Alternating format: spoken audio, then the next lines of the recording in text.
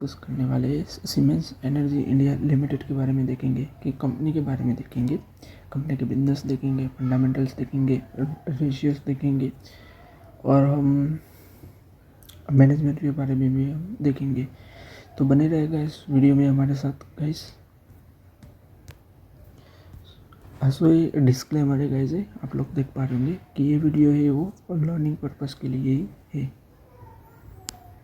फिर आगे हम जाए तो देखो कंपनी के बारे में देखिए तो देख पा रहे होंगे कि ये जो कंपनी है राइट, तो ये जो कंपनी है वो पहले अंडर वर्क कर रही थी सीमेंस लिमिटेड के अंदर वर्क कर रही थी पहले right. Siemens energy India limited के बारे में बात करें तो कंपनी, क्योंकि ये जो तो फिर ये डीमर्जर हुई है कंपनी। तो कंपनी है वो डीमर्जर हुई है, जो सीमेंस इंडिया लिमिटेड से डीमर्जर हुई है। ओवरऑल हम देखें तो देखो ये जो कंपनी है सीमेंस एनर्जी लिमिटेड राइट, तो ये कंपनी एनर्जी से रिलेटेड वर्क करती है, जैसे कि पावर जनरेशन हो गया, फिर पावर ट्रांसमिशन हो गया और उससे रिलेटेड जो भी सर्विस होती है, डिकार्बनाइजेशन की सर्विस हो गई, तो वो सब कुछ कंपनी प्रोवाइड करती है राइट। तो फिर ये जो कंपनी है वो डीमर्जर होने के बाद में लिस्ट हो गई है एनएसई और बीएसई पर। तो देखो डीमर्जर क्यों किया गया था कंपनी का, कि कंपनी इंडिपेंडेंटली वर्क कर सके, जो अपना जो कोर बिजनेस है इसको उसके अंदर वो कंपनी फोकस कर सके, उसके लिए कंपनी को डीमर्जर करा जाता है राइट। फिर हम आगे देखें सो देखो कंपनी की पेरेंट कंपनी देखें राइट, तो देखो पेरेंट कंपनी देखिए हम कंपनी की, तो सीमेंस एनर्जी ईजी है। आप लोग को दिख रहा होगा कि the demerger was strategically align with the global parent company siemens energy easy 2020 portfolio transformation strategy that enabling the Indian energy business to operate as a focused independent entity better positioned to capture India's energy transition opportunity। सो देख पा रहे होंगे कि भाई ये जो company है तो इंडिपेंडेंटली जो अपने बिजनेस पर फोकस कर सके उसके लिए डीमर्जर किया था राइट। फिर हम देखो ओनरशिप की बात करें तो ये जो कंपनी है फर्स्ट ऑफ ऑल तो वो राइट एनएससी और बीएससी पर लिस्ट हो गई है। देखो ओनरशिप की बात करें राइट, तो सीमेंस एजी है वो तकरीबन 69% स्टेक होल्ड करती है और 6% जो स्टेक है वो तकरीबन सीमेंस एनर्जी एजी राइट, तो ये कंपनी से 6% स्टेक होल्ड करती है। तो ओवरऑल हम देखें तो तकरीबन 75% स्टेक हो जाता है कंप्लीट। वो आप लोग देख पा रहे होंगे कि प्रमोटर के पास तकरीबन जो पेरेंट कंपनी है उनके पास तकरीबन 75% स्टेक है, वो आप लोग देख पा रहे होंगे। फिर हम आगे देखें तो देखो कंपनी के बिजनेस के बारे में देखें तो कंपनी है वो डाटा ट्रांसमिशन के रिलेटेड वर्क करती है। पावर ट्रांसमिशन हो गया, तो देखो पावर ट्रांसमिशन क्या होता है कि भाई जो भी पावर प्लांट होते हैं राइट, कि वो लोग जो इलेक्ट्रिसिटी डेवलप करते हैं, तो इलेक्ट्रिसिटी डेवलपमेंट करने के बाद आपको भेजनी तो होगी राइट, कि भाई जो रेसिडेंशियल एरिया है तो वहाँ पे आप जो भी इलेक्ट्रिसिटी जो डेवलप की हुई है तो वो तो भेजोगे कहाँ से, तो सीधी सी बात है कि जो ट्रांसमिशन जो लाइन्स होती है तो उससे ही भेजोगे। जो वायर्स आते हैं आपने देखे ही होंगे कि जो भी हम जो हाईवे पर जाते हैं तो वो टावर्स होते हैं बड़े बड़े वायर वाले, तो उसमें से जो राइट इलेक्ट्रिसिटी जाती है उसमें से, तो आपने सुना ही होगा कि भाई 440 वोल्ट का वायर जा रहा है राइट, तो वही है। तो उससे रिलेटेड कंपनी वर्क कर रही है और उससे रिलेटेड कंपनी जो इंस्ट्रूमेंट आते हैं तो वो भी कंपनी मैन्युफैक्चरिंग करती है। तो ओवरऑल कंपनी का ये बिजनेस है।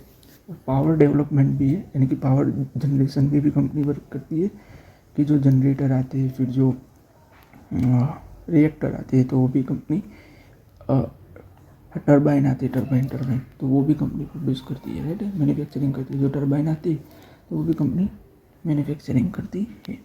सो देख पा रहे होंगे आप कि the power transmission segment compromise the comprehensive portfolio of the high voltage and extra high voltage equipment designed to strengthen and expand grid infrastructure. The product range including the air insulated switchgear up to 800 kilowatt, gas insulation switchgear up to 420 kilowatt power transformer, 765 kilowatt, 500 megawatt capacity reactor up to 765 kilowatt. The company provides the engineers, procurement, construction service for the high-end, extra high voltage project that incorporating AIS, GIS, a flexible alternating current transmission system device and high voltage direct current voltage source converter technology. So देख पा रहे होंगे कि ये जो हमने product देखे तो वो कंपनी मैन्युफैक्चरिंग करती है. फिर जो हाई वोल्टेज जो करंट है, राइट, तो उसमें उसकी जो टेक्नोलॉजी आती है तो उसमें भी कंपनी वर्क करती है. तो ये जो इंस्ट्रूमेंट होते हैं तो किस किस में यूज़ होते हैं, तो देखो पावर ट्रांसमिशन के लिए ये जो इंस्ट्रूमेंट है वो लगते हैं फर्स्ट ऑफ ऑल. फिर जो पावर जनरेशन के लिए भी ये इंस्ट्रूमेंट लगते हैं. जो पावर प्लांट होते हैं, राइट, तो उसमें भी ये इंस्ट्रूमेंट लगते हैं, राइट. फिर जो पावर ग्रिड हो गई, राइट, जो ग्रिड स्टेशन हो गए, जो पावर, राइट, जो पावर राइट ट्रांसफ़र करने के लिए बने होते हैं, राइट, पावर ग्रिड जो इंफ्रास्ट्रक्चर हो गए वो सभी, तो ये सभी में ही राइट इंस्ट्रूमेंट लगते हैं. क्योंकि आपको पता ही होगा कि भाई हाई वोल्टेज की लाइनें होती है. अब सीधी सी बात है, अगर आपको फैक्ट्रीज में पावर पहुंचाना हो तो सीधी सी बात है हाई वोल्टेज की लाइनें तो लगेंगी. क्योंकि देखो फैक्ट्री में तो पावर की बात करें तो उसमें तो ज़्यादा चाहिए, क्योंकि उसमें तो मशीनरी और वो सब कुछ होता है. तो इससे रिलेटेड भी कंपनी वर्क कर रही है. और कंपनी इंजीनियरिंग और प्रोक्योरमेंट सेक्टर में भी वर्क करती है. कि देखो कोई क्लाइंट है कि भाई उनको पावर जनरेशन करना है, या अगर पावर प्लांट डालना है, या अगर किसी को ट्रांसमिशन की लाइन बिछानी है, तो उससे रिलेटेड जो इंस्ट्रूमेंट चाहिए, उससे रिलेटेड जो एक्सपर्टीज चाहिए उनको, कि भाई कैसे करेंगे, कैसे होगा, तो उससे रिलेटेड भी कंपनी सर्विस प्रोवाइड करती है. क्योंकि देखो कंपनी का बहुत ही बड़ा एक्सपीरियंस है इस सेक्टर में बात करें तो ये अच्छी बात है. ओवरऑल देख पा रहे होंगे कि service extend across the complete life cycle of the high voltage and extra high voltage assets. तो देखो जो हाई वोल्टेज एसेट्स होते हैं, राइट, और जो हाई वोल्टेज और एक्स्ट्रा हाई वोल्टेज एसेट्स होते हैं, तो उनकी जो लाइफ साइकिल बढ़ानी हो तो उससे रिलेटेड भी कंपनी सर्विस प्रोवाइड करती है. तो जो देख पा रहे होंगे कि सब स्टेशन मॉडर्नाइजेशन करना हो आपका, राइट. फिर आगे हम देखें तो देख पा रहे होंगे कि the product retrofitting, overhauling, emergency and breakdown service, long term service agreement, maintenance contract and the spare part supply. तो इससे रिलेटेड जो भी काम आते हैं, राइट, प्रोडक्ट के रिलेटेड, जैसे कि सर्विस हो गया, फिर लॉन्ग टर्म एग्रीमेंट हो गया, मेंटेनेंस हो गया, राइट, तो सभी में कंपनी वर्क कर रही है. और रेवेन्यू में बात करें FY25 की, तो अच्छा खासा रेवेन्यू इस सेगमेंट से आ रहा है. फिर हम पावर जनरेशन की बात करें तो देखो सीधी सी बात है कि इलेक्ट्रिसिटी डेवलपमेंट करने के लिए जो इक्विपमेंट चाहिए, जैसे कि हम बात करें टर्बाइन्स हो गए तो वो भी, गैस टर्बाइन्स हो गए तो वो भी कंपनी डेवलप करती है. और उससे रिलेटेड सर्विस हो गई, राइट, तो गैस टर्बाइन और टर्बाइन से रिलेटेड सर्विस है तो वो कंपनी प्रोवाइड करती है. फिर independent power procure, right, producer को भी कंपनी सर्विस प्रोवाइड करती है. फिर engineering, procurement and construction form and industrial clients को भी कंपनी सर्विस प्रोवाइड करती है, राइट. फिर पोर्टफोलियो की बात करें तो देख पा रहे होंगे कि gas turbine for the power generation across the upstream and midstream and downstream application as well as the mechanical drive application and compressor and pump. So mechanical support भी कंपनी प्रोवाइड करती है, वो आप लोग देख पा रहे होंगे. For the large scale application the company offer the service and solution for the gas turbine, large steam turbine, large generator, associated control technology encompassing maintenance, operating digital service modernization, plant flexibility, right, flexization and the control and digitalization solutions. तो देखो digitalisation solution हो गया, फिर plant फ्लेक्सिबलाइजेशन हो गया, right, फिर maintenance हो गया, फिर टेक्नोलॉजी के रिलेटेड तो वो भी कंपनी सर्विस प्रोवाइड करती है. फिर आगे देखें तो देख पा रहे होंगे कि the industrial steam turbine portfolio range 100 kilowatt to 250 megawatt and the service serve the process industrial including the oil and gas, chemical, petrochemicals, paper, pump, sugar, ethanol, marine sector. So in sector में company का contribution है वो आप लोग देख पा रहे होंगे कि ये वाले सेक्टर में कंपनी है वो कंट्रीब्यूट करती है. फिर आगे हम देखने जाए देख पा रहे होंगे कि industrial solution and decarbonisation. So industrial solution यानी कि आपको देखो राइट डिकार्बोनाइजेशन करवाना हो, और जो सॉल्यूशन के रिलेटेड यानी कि जो भी क्लाइंट को जिस भी रिलेटेड की प्रॉब्लम होती है, जैसे कि टरबाइन के रिलेटेड हो गया तो इंस्ट्रूमेंट के रिलेटेड जो भी प्रॉब्लम होती है तो कंपनी वो भी सॉल्यूशन प्रोवाइड करती है। तो देख पा रहे होंगे कि डिकार्बोनाइजेशन यानी कि जो CO2 का जो एमिशन कम हो उसके लिए कंपनी सर्विस भी प्रोवाइड करती है, राइट। तो इलेक्ट्रिफिकेशन हो गया, ऑटोमेशन हो गया, डिजिटलाइजेशन हो गया, ये सब भी सर्विस कंपनी प्रोवाइड करती है, राइट। तो देख पा रहे होंगे the company provide the solution for the transformation of the industry business. देखो आपको बिजनेस ट्रांसफॉर्मेशन भी करना हो which include the electrification, automation, digitalization of the process industry, right. Oil and gas, chemical, petrochemical, pulp and sugar, marine industry है, defence industry है। तो जो भी आपको इंडस्ट्री को राइट ट्रांसफॉर्म करना हो उससे रिलेटेड यानी कि जो राइट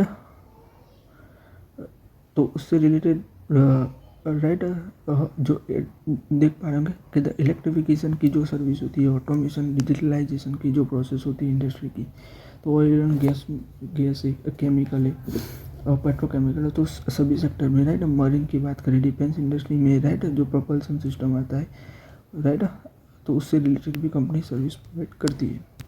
फिर हम आगे जाए रेवेन्यू कंट्रीब्यूशन की बात करें तो तकरीबन देख पा रहे हैं कि पावर ट्रांसमिशन से 50% रेवेन्यू कंपनी का आता है, पावर जनरेशन से 50% कंपनी का रेवेन्यू आता है, यानी कि तकरीबन इस सेगमेंट से रेवेन्यू कंपनी का आता है। और सर्विस सेक्टर की बात करें तो वहाँ से तकरीबन 25% का रेवेन्यू कंपनी का आता है, वो आप लोग देख पा रहे होंगे। फिर हम आगे देखने जाए कि की फैसिलिटी एंड ऑपरेशंस की बात करें तो कंपनी ऑपरेट विद द पान India presence, right, maintaining the state of the art facility. तो कंपनी पैन इंडिया वर्क करती है, राइट। तो कंपनी ने जो न्यू इंजीनियरिंग और राइट सेंटर है वो बेंगलुरु में है, देख पा रहे सीमेंस गमेसा ऑफिस है। With the facility house industrial gas turbine service centre which provide the service gas for the installation gas turbine fleet in India, including the machine overhaul, featuring global engineering center for the transformation of the industry business and a highly capable engineering team, advanced laboratory development, decarbonization technology, right। we देख पा रहे होंगे additionally company launch state of the art industrial steam turbine service centre in Raipur. देखो industrial turbine यानी कि जो turbine आते हैं तो उसकी सर्विस के लिए भी कंपनी ने रायपुर में सेंटर खोला हुआ है। It is expanding the transformer and switchgear factory to meet the growing demand. तो देखो कस्टमर की बात करें और मार्केट फोकस की बात करें तो देखो कंपनी का बेस कस्टमर है वो स्पैनिंग यूटिलाइज बेस कस्टमर है वो आप लोग देख पा रहे होंगे कि the transmission system operator, independent power procurement, data centre and industrial enterprise across the sectors such as cement, metal, sugar, ethanol, paper, pulp, petrochemicals। तो ओवरऑल हम देखने जाए तो कंपनी का राइट देखने जाए तो जो प्रोडक्ट पोर्टफोलियो वो डाइवर्सिफाइड है और कस्टमर बेस है वो भी डाइवर्सिफाइड है, वो आप लोग देख पा रहे होंगे कि भाई सीमेंट है, मेटल है, शुगर, इथेनॉल है, पेपर और पल्प और पेट्रोकेमिकल्स है। तो इस सारी इंडस्ट्री में भी इस सारे जो सेक्टर्स है तो उसमें भी कंपनी का अच्छा खासा प्रेजेंस है, यानी कि बिजनेस ही वो डाइवर्सिफाइड है, तो ये कंपनी के लिए अच्छा है। फिर ऑर्डर बुक की बात करें तो देख पा रहे होंगे कि तकरीबन 16,205 करोड़ का ऑर्डर है कंपनी का, राइट, 16,205 करोड़ का, राइट। तकरीबन देख पा रहे होंगे 47% ईयर ऑन ईयर इंक्रीज देखने को मिल रहा है सितंबर 2024 से कंपेयर करने जाए तो। ये 30 सितंबर 2025 का है और आप लोग देख पा रहे होंगे एज पर 30 सितंबर 2025 ऑर्डर की बात करें तो। फिर देखो क्वार्टर 4 की बात करें, राइट, तो न्यू ऑर्डर आउटफ्लो है वो आप लोग देख पा रहे होंगे कि 2,351 करोड़ का है, राइट। तो हम राइट यानी कि राइट क्वार्टर 4 2025 की बात करें तो 2,351 करोड़ का ऑर्डर मिला है। 2024 से कंपेयर करने जाए तो राइट उतने जितना ही है वो आप लोग देख पा रहे होंगे, सो आगे हम देखने देख पाएंगे the stable quarterly inflow reflect the rate advancement of the several large order with quarter 3 FY25, which explain the 70 sharp 47% growth in total order backlog. फिर देखो फुल ईयर ऑर्डर की बात करें, राइट ऑर्डर इनफ्लो की बात करें तो देख पा रहे होंगे कि अक्टूबर 2024 से सितंबर 2025 की बात करें तो अप्रोक्सीमेटली कंपनी का 11,000 से 13,000 करोड़ का देख पा रहे होंगे ऑर्डर मिला हुआ है entire the physical year, drive by the primary right preliminary by the strong quarter 3 inflow, right 3,290 crore rupees, 94% year on year increase. फिर देखो राइट 2026 की बात करें, राइट देख पा रहे कि ऑर्डर इनफ्लो एक्सपेक्टेशन देखिए, हेड एक्सपेक्टेशन यानी कि अनुमान है एनालिस्ट का, तो analyst estimate that the indicate that the order inflow approximately 13,000 से 13,200 करोड़ FY 2026। तो देखो 2026 की बात करें FY 2026 की बात करें तो देख पा रहे होंगे कि जो एनालिस्ट है तो उनका अनुमान है तकरीबन कि 13,000 से 13,200 करोड़ का कंपनी का ऑर्डर मिलेगा। तो राइट सो देख पा रहे होंगे कि राइट कौन से प्रोजेक्ट का मिलेगा, तो देख पा रहे होंगे कि HVDC project, grid strengthening infrastructure and renewable energy integration initiative से कंपनी को तकरीबन इतना ऑर्डर मिलेगा, इतना अनुमान है, अभी अनुमान है वो मैं कह देता हूँ, प्रेडिक्शन है, एस्टिमेशन है एनालिस्ट का कि 13,000 से 13,200 करोड़ का ऑर्डर मिलेगा, राइट 2026 की बात करें। फिर देखो ऑर्डर बुक कवरेज की बात करें तो 16,205 करोड़ रुपए, backlog represented approximately 2.5 times FY 2024 revenue, providing strong multi year revenue visibility. देखो मार्केट कैप देखे कंपनी का तो आप लोग देख पा रहे होंगे कि 1,12,000 करोड़ का कंपनी का मार्केट कैप है, वो आप लोग देख पा रहे होंगे कि बहुत बड़ी कंपनी है भाई, है ना। फिर बुक वैल्यू देखिए तो देख पा रहे होंगे कि 123 रुपये, पी देखिए, स्टॉक पी देखिए देख पा रहे होंगे कि 102 का पी है। फिर देखो रिटर्न ऑन कैपिटल एम्प्लॉयड देखे, राइट ROC देखे तो देख पा रहे होंगे कि 38.5% का है। रिटर्न ऑन इक्विटी देखे तो देख पा रहे होंगे कि 29% का है। फेस वैल्यू की बात करें तो 2 रुपये वो आप लोग देख पा रहे होंगे। प्लेसिंग की बात करें राइट शेयर की तो 0 है, कंपनी ने एक भी शेयर प्लेस किया हुआ नहीं है। फिर आगे हम देखें राइट बैलेंस शीट की बात करें तो आप लोग देख पा रहे होंगे कि सितंबर 2025 की बात करें तो आप लोग देख पा रहे होंगे कि रिजर्व देखें तो 4,310 करोड़ की कंपनी के रिजर्व है। बोरोइंग हम देखें राइट तो देख पा रहे होंगे कि बोरोइंग है वो तकरीबन लॉन्ग टर्म बोरोइंग है वो 99 करोड़ की है, शॉर्ट टर्म बोरोइंग है वो 48 करोड़ की है। फिर आगे हम देखें राइट प्रोग्रेस देखें तो 76 करोड़ की कैपिटल वर्किंग प्रोग्रेस है। फिर अदर एसेट देखें राइट अदर एसेट्स तो आप लोग देख पा रहे होंगे कि 8,933 करोड़ के अदर एसेट्स है वो आप लोग देख पा रहे होंगे। ओवरऑल बैलेंस शीट देखिए कंपनी की तो आप लोग देख पा रहे होंगे कि कंपनी की बैलेंस शीट है वो स्ट्रॉन्ग है, राइट डेप्थ कम ही है और एसेट ज़्यादा है वो आप लोग देख पा रहे होंगे। फिर देखो क्वार्टरली रिजल्ट देखिए राइट कि रेवेन्यू की बात करें सितंबर 2025 का तो 2,646 करोड़ का कंपनी का रेवेन्यू था। प्रॉफिट की बात करें तो 360 करोड़ का कंपनी का प्रॉफिट था।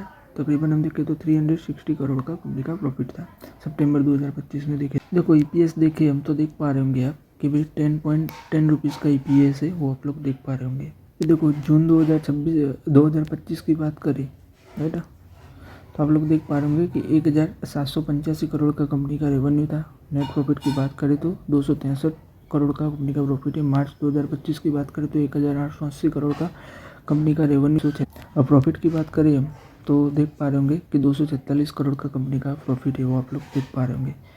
दिसंबर 2024 की बात करें तो 1,570 करोड़ का कंपनी का रेवेन्यू था। प्रॉफिट की बात करें तो 232 करोड़ का कंपनी का प्रॉफिट है वो आप लोग देख पा रहे होंगे। फिर देखो हम कैश फ्लो स्टेटमेंट देख पा रहे होंगे कि cash from the operating activity यानी कि कंपनी ने अपनी सर्विस दे के और अपने प्रोडक्ट बेच के कितना कैश जनरेट किया हुआ है तो आप लोग देख पा रहे होंगे कि फरवरी 2025 का देखें तो 103 करोड़ का कंपनी ने कैश जनरेट किया हुआ है, और सितंबर 2024 का देखें हम तो देख पा रहे होंगे कि 147 करोड़ का कंपनी ने कैश फ्रॉम ऑपरेटिंग एक्टिविटी यानी कि इतना कैश जनरेट किया हुआ है। हम देख रहे हैं cash from operating activity, company ने अपने प्रोडक्ट और सर्विस बेचकर कितना राइट कैश इकट्ठा किया वो हम देख रहे हैं। फिर देखो प्रमोटर के बारे में हम देखें, राइट मैनेजमेंट के बारे में हम देखें तो देख पा रहे होंगे कि Sunil Mathur chairman and non executive पे, right Guilherme Mendonca managing director and CEO है, हरीश शेखर है executive director and chief financial officer है, केतन दलाली इंडिपेंडेंट डायरेक्टर है, सुबोध कुमार जायसवाल इंडिपेंडेंट डायरेक्टर है, फिर Swati Salgodkar independent director, Karl Hans Sebers non executive director, doctor Joran Wecker right non executive director है, Tim Holt है non executive director है, विशाल सरद है, Tembe company secretary and compliance officer, Aditya Mitra head of the executive unit and finance, and Farhad चौकसी head of the taxation. फिर देखो company के holdings की बात करते हैं कि भाई प्रमोटर की होल्डिंग कितनी है, तो हमने आगे भी देखा था कि 75% है वो प्रमोटर की होल्डिंग्स है, वो आप लोग देख पा रहे होंगे। फिर FIS की बात करें राइट, 6.16% FIS की होल्डिंग्स है, आप लोग देख पा रहे होंगे। DIS की बात करें डोमेस्टिक की तो 8.05% की होल्डिंग है DIS की। पब्लिक की बात करें तो देख पा रहे होंगे कि 10.79% पब्लिक की होल्डिंग्स है कंपनी में, है ना। सो आज के इस वीडियो में गाइस हम यहीं तक रखते हैं। अगर आपको ये वीडियो अच्छा लगा हो तो लाइक शेयर और सब्सक्राइब कर दीजिएगा और कमेंट कर दीजिएगा अगर आपको कोई सजेशंस है तो थैंक्स फॉर वॉचिंग। धन्यवाद देखने के लिए ये वीडियो।